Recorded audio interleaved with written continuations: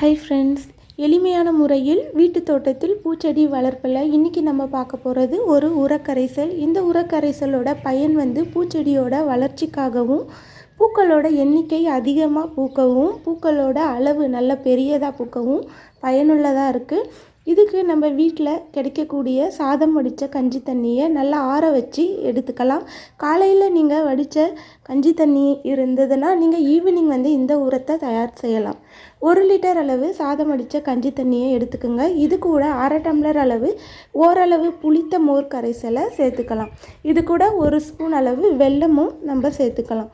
மூணுமே நல்லா கரையிற அளவுக்கு நல்லா கலந்து ஒரு பிளாஸ்டிக் மூடி போட்ட ஒரு பிளாஸ்டிக் கண்டெய்னரில் ஊற்றி வெயில் இல்லாத நிழலான இடத்துல மூடியை டைட்டாக மூடாமல் லைட்டாக நம்ம சும்மா மூடி வச்சாலே போதும்.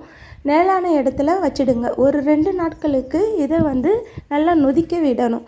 2 நாட்கள் கழித்து இது கூட 10 மடங்கு அளவு தண்ணி கலந்து நல்லா நீத்த வச்சு செடிகளுக்கு, பூச்செடிகளுக்கு நீங்கள் அடி உரமாக ஊற்றிட்டு வரலாம்.